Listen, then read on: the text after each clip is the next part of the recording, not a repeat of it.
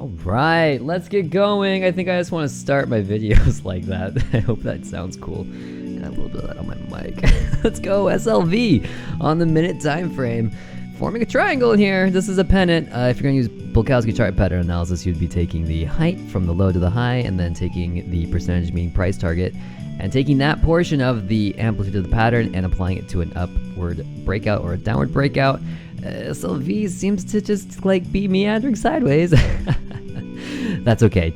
Sideways consolidation just means that a big move is coming and in the short term. I'm going to get to SPY, AMC, and GameStop. I'm going to take a few minutes here to talk about SLV. I'm just vlogging here, right? So, okay, what did I see? Well, a big dive right off of the open.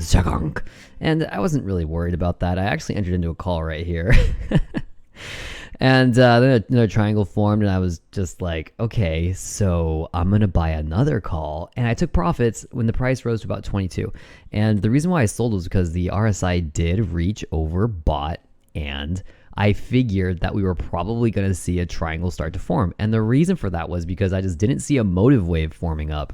Those waveforms, they matter. Modality is very important, so... At that point, after taking profits, I entered into another call. Did that based on this uptrending support here. And I'm still holding that. So let's have a look at the positions. This is a January 23rd or 27th call, or that's the expiration. So it goes expiration day, month, year strike. So January, I know it's so dumb. Like, why can't this just say January 27th, 2023? Anyway, it expires on Friday, which is tomorrow, and the strike's $22. I also have a $22.50 and a $23 call. I think they're all technically out of the money. Well, the price is exactly at $22 right now, so this call is, I don't know, on the money? That is to say, if I had to close the contract out immediately at the end of the day, there'd be some value here. It wouldn't be worthless, but the $22.50 and the $23 call will be worthless if the price is not higher than those strike prices tomorrow afternoon.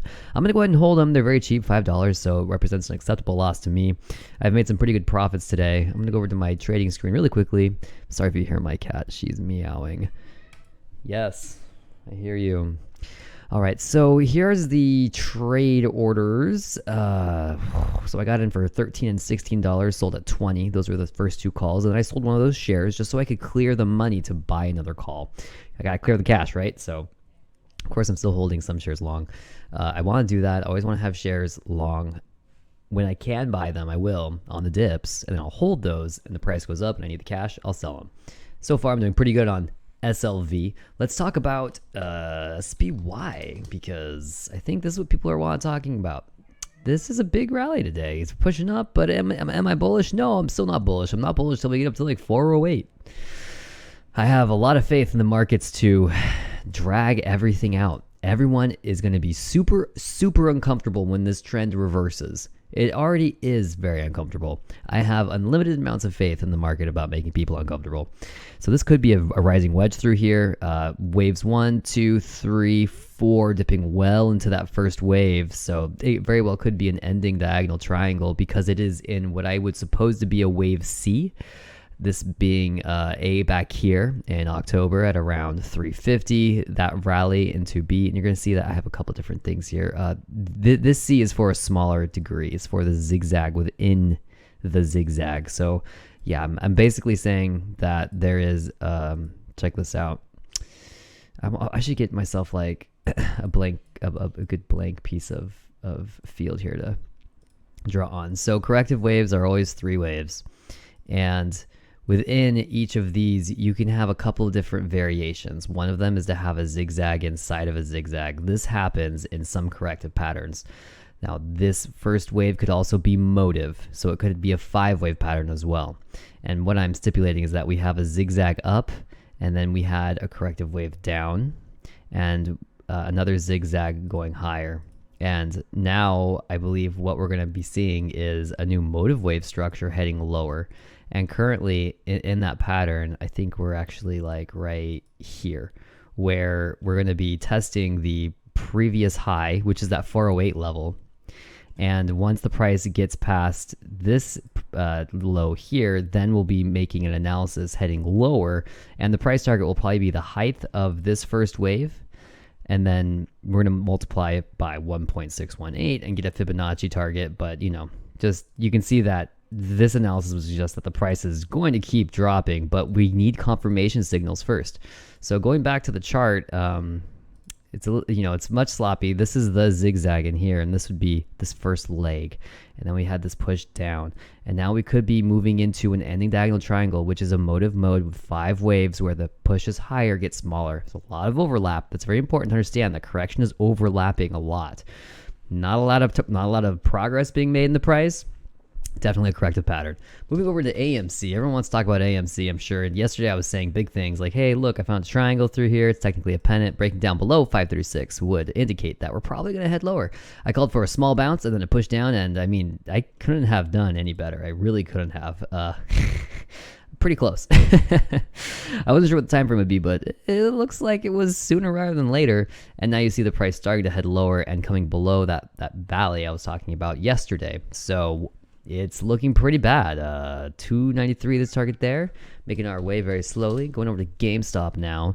I suppose GameStop's probably in some sort of triangle, and sure enough, there you go. Jeez.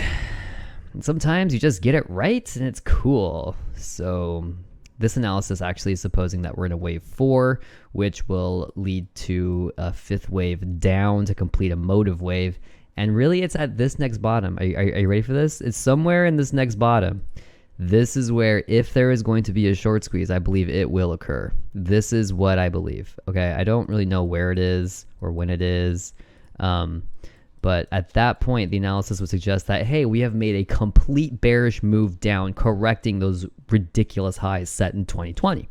So at that point, I believe shorts would have some incentive. Some shorts, not all shorts. You can't just group them all together, and you can never really know who's buying and selling. So don't believe people when they're like, "Oh yeah, and the sellers are gonna do this." Like, they don't know.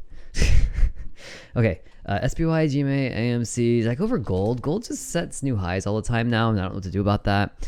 What this does tell me though is that the next move is also going to be pretty large. What's funny about this forecast I had is that I got the implied volatility trend right. So, but I thought that'd be associated with a trend, a move down, and it's actually not. It's actually in this extension higher. I still think the price could come down to 160 in retracement though, and this would be the price essentially stretching its legs before catapulting higher. I'm looking for gold to be around $2,500 an ounce, probably end of this year. That's what I have. I won't make this any longer. That was a lot of stuff. We can flip through the charts here really quickly, or flip through the Discord a little bit. Can't see what people have going today. Maybe this will be fun. Obi-Wan's posting a lot of charts, which is great. It gets kind of hard when there's like, look at this. This is crazy. I don't know what your monitor is, dude, but you can get like 8 charts up here. That's crazy. So Obi-Wan's looking at SPY. He uses the ADD a lot, and I don't know much about this, but it's something like an oscillator. When you get to a certain level, it flips the bias, and the price generally tends to reverse at those levels as well. Looking at tick as well. These are not things I really look at, so I'm gonna have to ask Obi-Wan about his setup. Looks like Vasil. Looking at G and S still, and we're seeing a falling wedge through here, I think. It's only a couple days long, looking at the time frame, so this would probably be a pennant. And I'm sharing my charts, of course. And iGold Advisor is a fantastic channel. If you don't follow them, I would recommend it. So it's been a pretty good day today. It doesn't look like anyone really made any money. I should start doing this more because you guys have shared when you made money before, but I'm just not like super great at going over this stuff. But I did want this to be more community based. When I look back at my coming back video, I'm like, I want it to be more community based, less of me just talking, you know. So all right, T-Man, what do you got? I've had that marked for a while. Full disclosure, I figured it would be the top. I'm probably wrong. I feel that. What are we looking at here? S&P 500. It looks like this is a pretty good buy and sell signal up here. We don't have one recently. I